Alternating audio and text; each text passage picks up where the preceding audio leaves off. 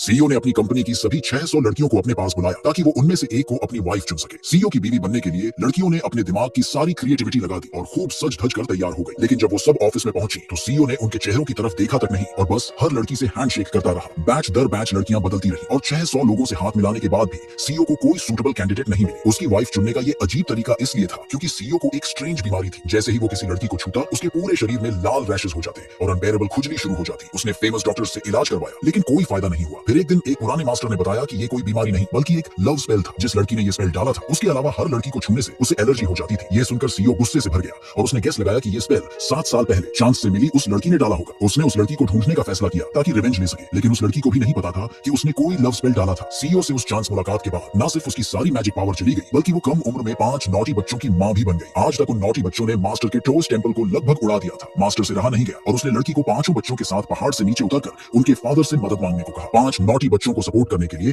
उसने feng shui consultant की job शुरू की और उसे क्या पता था कि जिसने उसे हायर किया वो वही सीईओ था जिसकी वजह से उसकी मैजिक पावर गई थी। सीईओ ने उसे इसलिए हायर किया था ताकि वो उस लड़की को ढूंढने में मदद करे जिसने उसे 7 साल तक सिंगल रखा। पर सीईओ कोई इंफॉर्मेशन नहीं दे पाया, इसलिए लड़की ने उससे आंखें बंद करने को कहा और उस वुमन की शक्ल याद करने की कोशिश करने को बोला। फिर उसने एक स्पेल डाला और जल्दी से कैलकुलेट कर लिया कि जिसे सीईओ ढूंढ रहा था वो कंपनी में ही थी। लेकिन सारी फीमेल एम्प्लॉई से हैंडशेक करने के बाद भी वो लड़की नहीं मिली। उधर अपनी मां को हार्ड वर्क से बचाने के लिए लड़की के 5 नॉटी बच्चों ने अपने अपने मैजिकल पावर्स इस्तेमाल करने का फैसला किया ताकि अपने फादर को जल्दी ढूंढ सके जिससे वो कभी मिले नहीं थे। सबसे बड़ा भाई जो टॉप हैकर था ने अपना लैपटॉप खोला जबकि छोटी बहन जो टाओइस्ट मैजिक में जीनियस थी ने अपना कंपास निकाला। देखते ही देखते दोनों ने अपने फादर की सारी इंफॉर्मेशन ढूंढ ली। मैजिक जानने वाली छोटी बहन को लगा कि कार से जाना स्लो होगा, इसलिए वो अपनी मैजिक पावर से इंस्टेंटली अपने फादर की कंपनी पहुंच गई। सीईओ को अपनी तरफ आते देख वो एक्साइटेड होकर उसे हग करने दौड़ी और जोर जोर से डैड चिल्लाने लगी। सीईओ थोड़ा घबरा गया और पूछा कि क्या उसने उसे किसी और से कंफ्यूज कर लिया, लेकिन छोटी लड़की अपनी एबिलिटीज पर कॉन्फिडेंट थी और बोली कि वो गलत नहीं हो सकती। शायद ब्लड कनेक्शन की वजह से सीईओ को भी उस लड़की से एक अजीब क्लोजनेस महसूस हुई। पास खड़े असिस्टेंट ने भी कहा कि बच्ची उसकी तरह दिखती है। इससे सीईओ को शक हुआ तो वो छोटी लड़की को ऑफिस ले गया और असिस्टेंट से फेंग शुई कंसल्टेंट को बुलाकर बच्ची का बैकग्राउंड कैलकुलेट करने को कहा। अपने फादर के डिसबिलीफ को देख छोटी लड़की ने अपना एक बाल तोड़ा और सीईओ से कहा कि जब टाइम मिले तो पैटर्निटी टेस्ट कर ले। उसी वक्त वो वुमन ऑफिस में घुसने वाली थी,